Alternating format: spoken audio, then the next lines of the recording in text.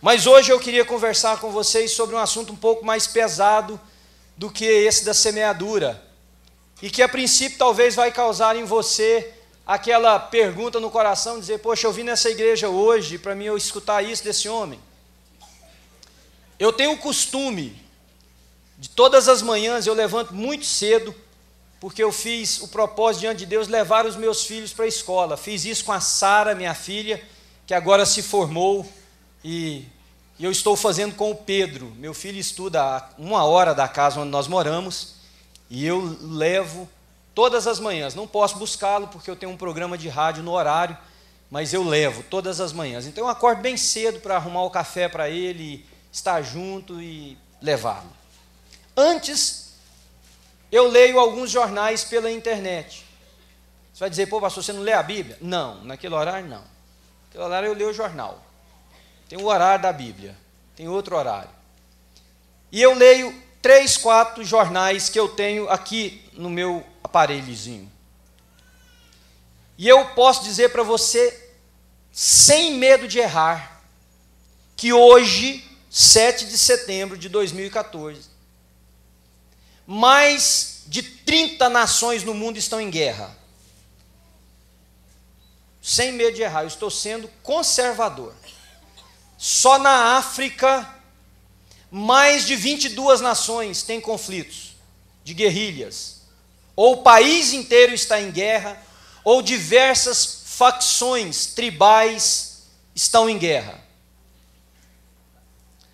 Hoje, ao levantar aqui no hotel onde eu estou, eu liguei a televisão, estava passando uma reportagem na Rede Globo, onde um homem, eu não conheço, não vi, porque eu não tinha tempo de assistir, eu fiquei ouvindo, mas que foi diretor da Petrobras, está lá em Curitiba, se não me falha a memória, dando um depoimento, onde ele está entregando todas as pessoas que participaram de um esquema de corrupção, de desvio de dinheiro, do dinheiro de uma estatal, do dinheiro que deveria ser usado para o bem-estar da comunidade, do dinheiro que deveria ser aplicado em obras públicas.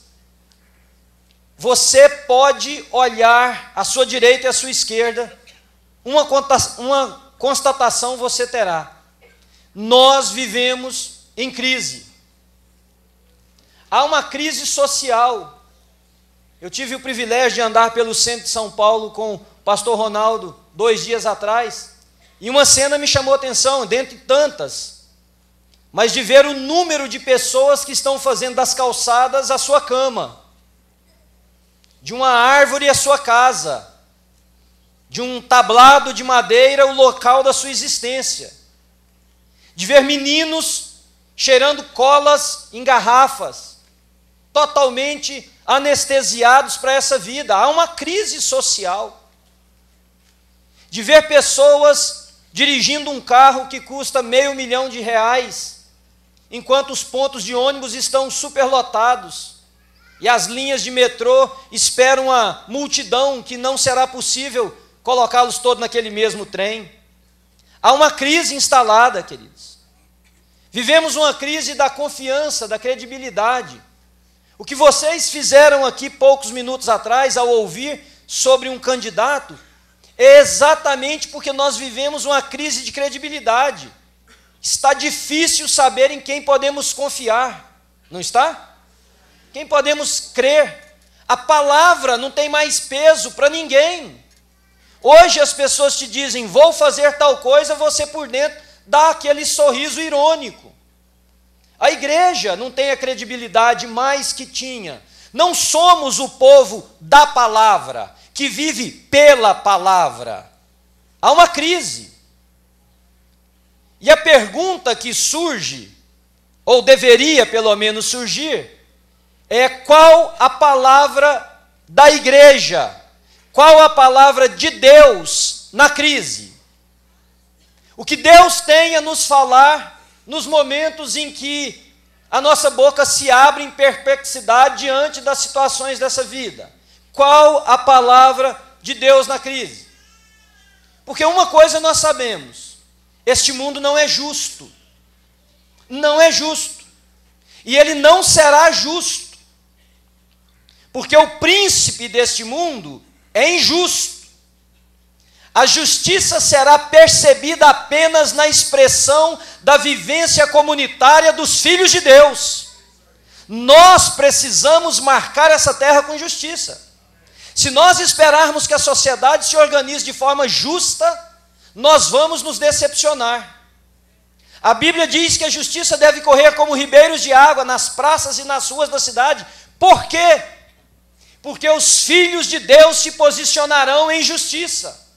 O mundo não é justo. Nós vemos com tristeza o ímpio prosperar. E vemos o ímpio prosperar e com tristeza o justo passar por diversas tribulações. O salmista chegou a um ponto de dizer: eu vou largar de mão dessa coisa. Asaf disse isto: de que me adianta conservar puro o meu coração e limpo as minhas mãos, enquanto o ímpio prospera e o justo sofre? Mas até o momento em que ele teve esta percepção, e ele diz no Salmo: até que entrei no santuário do Deus Altíssimo e atinei para o fim deles. Nós sabemos que este mundo não é justo. O problema com essa injustiça é que surgem por quê?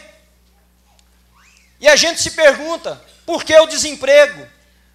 Quando alguns de vocês levantaram a mão, eu orei por você onde eu estava, mas eu vi alguns braços levantados e um determinado irmão cerrou o punho. Por quê? Porque as pessoas que desejam alimentar os seus filhos, ter uma casa, ir e vir, porque eles não têm esse direito? Por que é que nós não podemos andar mais com segurança nas ruas da cidade, sem medo de que alguém venha e roube aquilo que nós trabalhamos tanto para ter, quando não nos leva junto à vida? Por quê? Só que com estes porquês, o perigo que eu encontro é de que estas pessoas busquem resposta para os porquês que eles têm na vida, por causa da crise que todos nós vivemos, nos lugares errados, nas pessoas erradas e da forma errada. Porque há pessoas que no momento de crise não querem ouvir o que Deus quer falar para elas. Elas querem ouvir o que elas desejam que Deus lhes fale. É como o casamento que vai mal, e a pessoa não quer ouvir que ela precisa retroceder em algumas posições, que ela precisa abrir espaço para o diálogo, que ela precisa buscar a Deus com o seu cônjuge, que ela precisa ser perdoadora ou perdoador. Não! Elas querem ouvir de alguém uma profecia de que esse homem vai mudar. Ô gente, tem um trem melhor no mundo que nós, os homens? Nós mudarmos? Isso é uma injustiça. Justiça. Se tem alguém que precisa mudar, não somos nós, homens, amém? Amém. Não está fraco, não, mas tem eu, você e mais um que acreditamos nisso. Então eu queria te direcionar para um texto da palavra de Deus comigo e ajudar você a pensar sobre qual é a palavra de Deus na crise. Vá comigo no livro do profeta Jeremias, no capítulo de número 37.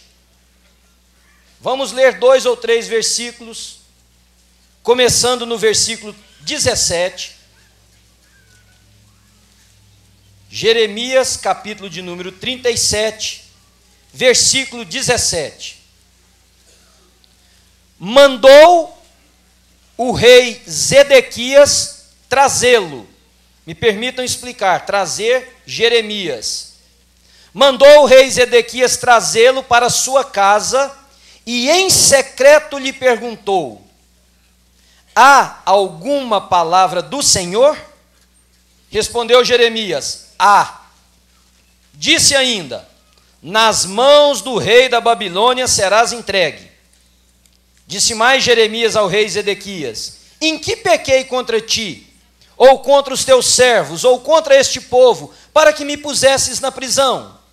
Onde estão agora os vossos profetas, que vos profetizavam, dizendo: o rei da Babilônia não virá contra vós outros, nem contra esta terra?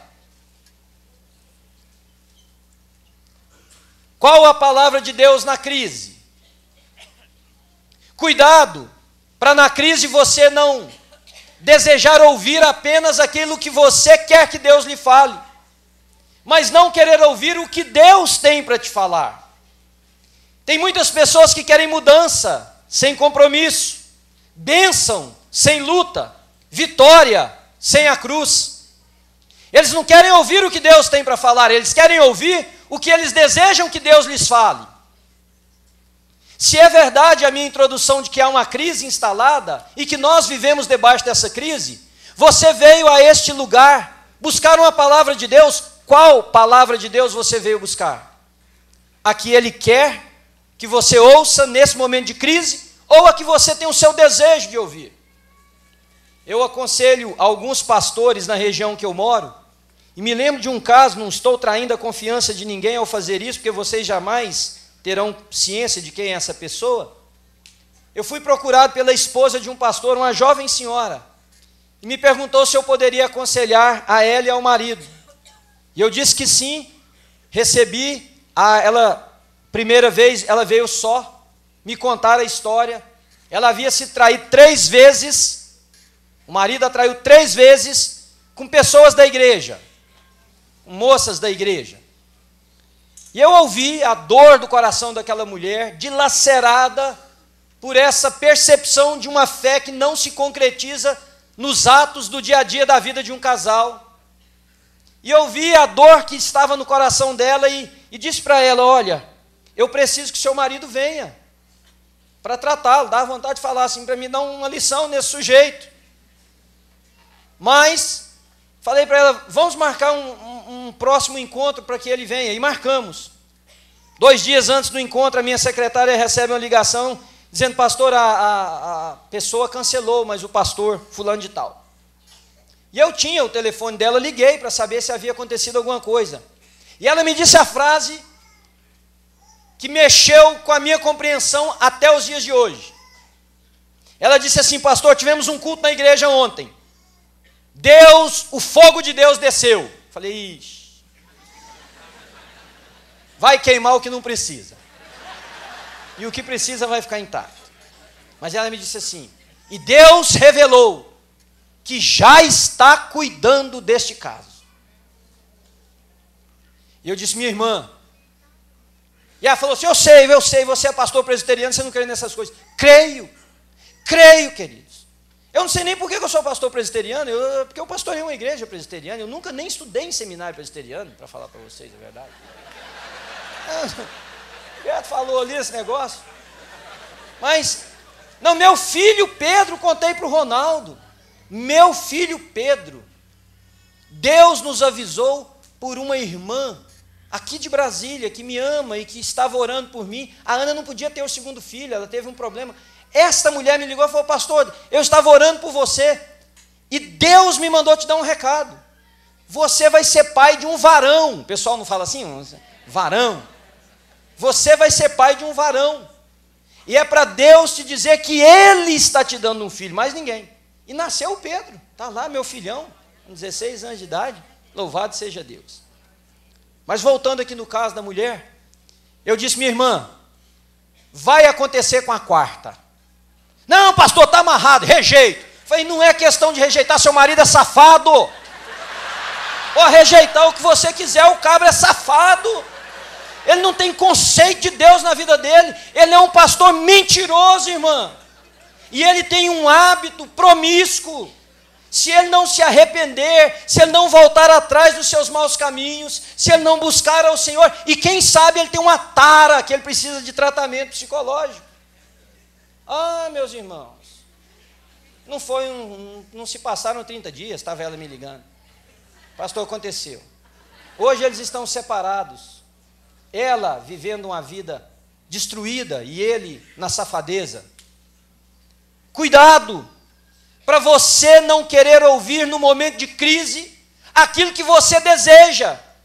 seja porque você está fragilizado, seja porque o seu coração está predisposto àquilo, ou porque, como esse homem, você não quer encarar a verdade daquilo que Deus quer falar com você. Então me permitam, e eu vou tentar ser breve, eu sei que o nosso tempo está avançado, me permita dar a você 3 conselhos de como você deve fazer, como você deve se comportar nos momentos de crise, que você quiser ouvir uma palavra de Deus, e nós vamos ficar nesse livro de Jeremias, e 1 versículo ou 2 do Novo Testamento eu te mostro isso. Vejam, aquele rei chamou Jeremias, que estava preso por um suposto motim que as pessoas julgavam que ele não estava profetizando o que era bom para Israel. Eu fico pensando a cena, eu gosto de pensar a Bíblia. De vez em quando eu dou risada com as situações bíblicas. O profeta Jeremias está preso, o rei chama ele em secreto na casa dele. Ô gente, profetizar contra o rei naquela época era a pior coisa que existia. Ou o cara perdia a cabeça ou ele ficava preso para o resto da vida. Jeremias, o rei chama ele e fala, escuta, tem uma crise. Tem a crise. Qual era a crise? O rei da Babilônia, o maior império daquela época, vinha com seu braço de ferro. E os sinais eram claros de que a Babilônia levaria cativo o resto do povo de Israel. Já tinha ido uma leva. E o rei fala, escuta, tem uma palavra de Deus para o momento dessa crise? Ele diz, tem. Deus vai te entregar na mão do rei da Babilônia.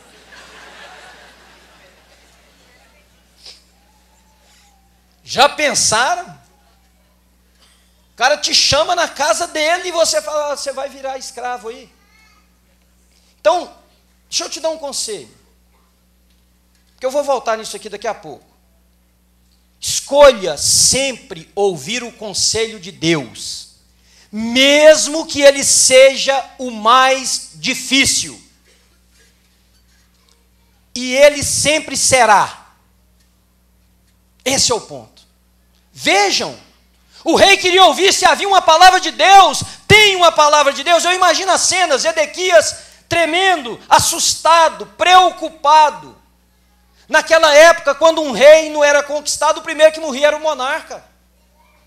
Passava ali a espada na cabeça, para que ele não influenciasse mais a nação. Nabucodonosor tinha um domínio severo.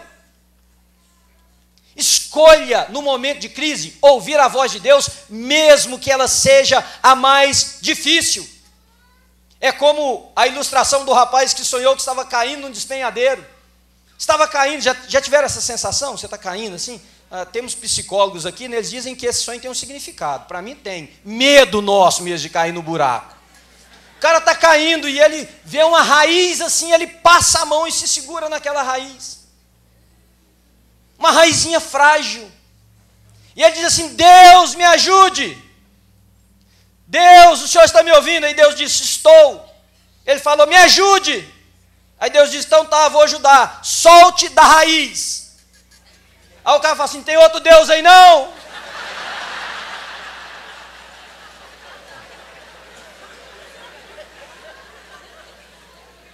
Mas Jesus se antecipou e nos disse que estreita é a porta e apertado o caminho que leva à vida, e são poucos que o encontram. Escolha ouvir o conselho de Deus para a sua vida no momento de crise, mesmo que ele seja o mais difícil. João, capítulo de número 6, versículo 68, nós temos o culminar de uma cena muito peculiar. Jesus está falando, e as pessoas começam a se levantar e ir embora. E num determinado momento ele percebe a comoção da turma e diz, os que ficaram aqui não vão embora também não? Aí Simão Pedro diz assim, Senhor, para onde iremos, se somente o Senhor tem palavras de vida eterna? Vocês acham que o discurso era maneiro, queridos? Leia o capítulo 6 de João, o chicote está comendo. Jesus está dando uma correção naqueles irmãos. Jeremias estava preso, porque ele havia profetizado a verdade, porque ele havia dito que não aconteceriam aqueles milagres que os profetas de aluguel estavam dando ao rei. E o rei estava ouvindo somente aquilo, mas ele teve um momento de lucidez e ele preferiu ouvir a palavra de Deus, mesmo que fosse uma sentença de condenação para ele. Eu te falei que seria um pouco pesado, né? Mas espera aí que melhora daqui um pouquinho, I hope, eu espero. Segundo conselho. Fuja das palavras que te estimulam a mudança sem processo na crise. Fuja dessas coisas. Vire as páginas da sua Bíblia comigo um pouquinho, aí no livro do profeta Jeremias. Vamos no capítulo de número 29, versículos de 4 a 6, e o texto sagrado diz assim, Jeremias 29, 4 a 6, o mesmo contexto, a mesma história. Assim diz o Senhor dos exércitos, o Deus de Israel, a todos os exilados que deportei de Jerusalém para a Babilônia. Quem deportou foi Deus, foi Ele que levou, foi Ele que deixou Nabucodonosor vir sobre aquele povo. Eu deportei para a Babilônia. Construam casas e habitem nelas, plantem jardins e comam de seus frutos, casem-se, tenham filhos e filhas, escolham mulheres para casar-se com seus filhos e deem as suas filhas em casamento, para que também tenham filhos e filhas. Notem o processo, gerações, multipliquem-se ali e não diminuam. Fuja, querido, no momento de crise, das propostas que estimulam mudança sem processo, do tipo, vem aqui, eu faço uma oração forte com você e vai resolver o seu problema. Nós estamos falando do processo de mudança nessa nação. Vamos orar, trancafiar aqui dentro desse ambiente e orar para que Deus mude essa nação. Não vai mudar dessa maneira. Nós precisamos orar e precisamos crer que o Senhor vai mexer o seu braço, mas você precisa chegar naquela urna e votar no dia certo, na pessoa certa. Cuidado com a proposta de mudança sem processo, seja no seu casamento, na interpretação que você tem da vida, na compreensão do pecado, naquelas propostas onde você está amarrado por um grilhão do pecado e alguém diz assim, não, basta você vir aqui e fazer tal coisa. Não basta, você precisa ir a Jesus, você precisa se arrepender, você precisa confessar o seu pecado e viver em comunhão com Deus e seus irmãos. Cuidado, querido, com as palavras que estimulam mudança sem processo, no casamento, nas finanças, na sexualidade, na compreensão da sua vida. Terceiro conselho que eu quero te dar, há uma palavra de Deus na crise? Há, mas tome mais um cuidado. Cuidado para você não transformar a Bíblia em um livro de palavras mágicas, que você pinça à medida do seu desejo, da forma que você quer. Muito cuidado. Nós estamos transformando a Bíblia num objeto de uso quase que de agouro. Nós estamos transformando a palavra de Deus em patuás evangélico. Nós estamos transformando a palavra do Deus eterno num mecanismo de brinquedo para satisfazer os desejos de pessoas ávidas por transformação. Cuidado com isso. Não pegue a palavra de Deus e saque, pince dela, como se ela fosse um livro da mágica, palavras que você seleciona de acordo com a sua necessidade. Isso não é correto. A Bíblia é todo o conselho de Deus, inspirado por Deus para corrigir, para exortar, para disciplinar, toda a vontade de Deus. Eu estou em crise, você diz.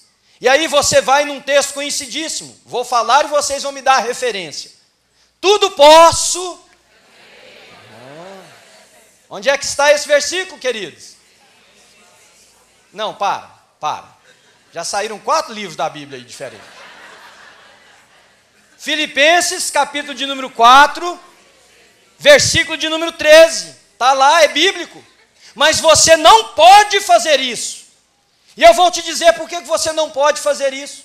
Porque, por favor, leiam os versículos anteriores, que constituem o contexto para o qual Paulo disse, tudo posso naquele que me fortalece. A palavra é de Deus, a palavra é verdadeira, mas você não pode transformar a Bíblia e sacar isso e usar como um escudo, como um patuá, como uma correntinha de agouro, achando que isso resolve o problema da sua vida, porque o que o nosso irmão Paulo está dizendo, que ele pode todas as coisas naquele que o fortalece, porque nos versículos anteriores, e eu leio com vocês agora, se você puder, abra comigo, por favor, no capítulo de número 4, vamos ler um pouquinho.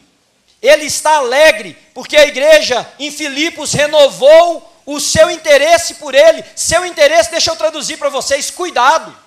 A igreja em Filipos mandou dinheiro para Paulo, mandou comida para Paulo, e a gente não manda dinheiro para quem tem, manda, queridos, a não ser se for político, desculpa, do contrário, a gente manda dinheiro para necessitados. Não, mas não é o que acontece? O cara está milionário e está tirando dinheiro da merenda escolar. O cara tem um jato particular e está tirando dinheiro das ambulâncias que carregam os necessitados.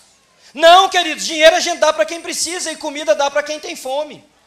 Paulo passou fome e ele está agradecendo a igreja em Filipos. Olha, vocês me ajudaram, vocês mandaram dinheiro, vocês mandaram comida para mim. E aí ele diz assim, olha que texto lindo: alegro-me grandemente no Senhor, porque finalmente vocês renovaram o seu interesse por mim. De fato, vocês já se interessavam, mas não tinham oportunidade para demonstrá-lo. Não estou dizendo isso porque esteja necessitado, pois aprendi a adaptar-me a toda e qualquer circunstância. Sei o que é passar o quê, queridos? Sei o que é ter fartura. Aprendi o segredo de viver contente em toda e qualquer situação, seja bem alimentado, seja com fome, tendo muito ou passando necessidade. Tudo posso, inclusive enfrentar as situações difíceis da minha vida, crendo que o meu Redentor vive. Tudo posso naquele que me fortalece, enfrentar uma crise sem perder os meus valores éticos e morais. Tudo posso naquele que me fortalece, é saber que no momento que todos me desampararem, que todos me deixarem, Deus jamais se esquecerá de mim. Cuidado, para você não buscar uma palavra de Deus na crise, que responda essa necessidade do ser humano, de ser místico, de apenas ouvir aquilo que lhe interessa. Há um texto, me falha a memória exatamente o endereço agora, mas que Paulo escreveu à igreja em Corinto, onde ele fala, irmãos, eu já fui chicoteado, eu já fui largado como morto, já fui perseguido e espancado. O mesmo homem que escreveu, tudo posso naquele que me fortalece. Nesse texto nosso de Jeremias, havia um profeta fazendo isso. Depois vocês leiam, por causa do nosso tempo, capítulo 28, versículo 15, havia um profeta chamado Ananias, o povo vinha a ele, e ele pensava o que ele queria da Bíblia, ou do que ele tinha como palavra de Deus, ele dizia que Deus estava lhe falando, e falava para o povo, pessoas que entorpeciam, que adoeciam, e que não produziam a mudança que as pessoas precisam. Estamos em crise. Há palavra de Deus na crise? Há. Mas cuidado com isso. Cuidado com essas coisas que eu te falei. Agora eu vou terminar num tom que é o que eu realmente queria. Ficou pesado aí no seu coração? Mas agora eu quero trazer uma coisa muito boa para você, que também está no nosso texto. Só que no capítulo 29, no versículo de número 10 do profeta Jeremias. O que é que eu quero te dizer? Nós podemos, no momento de crise, buscar a palavra de Deus, por quê? Porque nós temos uma promessa da parte de Deus, que nós podemos nos agarrar confiadamente nela, queridos. A Bíblia tem mais de 6.938 promessas, quase 7.000 promessas na Bíblia.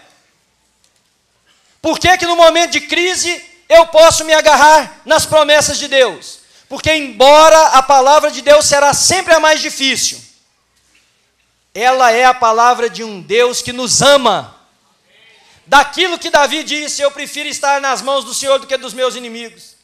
Porque Deus corrige, mas Deus também é amoroso. Deus é bom. E eu quero terminar com você lendo um texto que para mim é um dos textos mais lindos do Velho Testamento.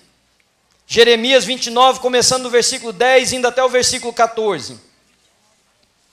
Assim diz o Senhor: quando se completarem os 70 anos da Babilônia, eu cumprirei a minha promessa em favor de vocês, de trazê-los de volta para esse lugar. Me permitam um breve comentário. Lembram do texto que eu li agora há pouco? Quando Jeremias disse: serão 70 anos, casem, processo, construam casa, comam do fruto daquilo que vocês plantarem, casem os seus filhos, deem as suas filhas em casamento. A sua crise, ela tem um processo pedagógico e terapêutico. Toda crise é uma oportunidade para nós crescermos e nos aproximarmos de Deus. Como ela carrega o perigo do que eu acabei de explicar para vocês, de nós procurarmos alternativas pelas as nossas próprias mãos. Fique onde você está, ouça a palavra de Deus, transforme-se pelo processo da caminhada com Deus, porque Deus sabe o que Ele vai fazer com a sua e com a minha vida. Olha o que Ele diz: eu vou cumprir a minha promessa em favor de vocês, vou trazê-los de volta para esse lugar, porque sou eu que sei que planos eu tenho, diz o Senhor, planos de fazê-los prosperar e não de lhes causar dano, planos de lhe dar esperança e um futuro. Então vocês clamarão a mim, virão orar a mim e eu os ouvirei. Vocês me procurarão e me acharão, quando me procurarem de todo o coração. E eu me deixarei ser encontrado por vocês, declara o Senhor. E os trarei de volta do cativeiro, e os reunirei de todas as nações, de todos os lugares, para onde eu os dispersei.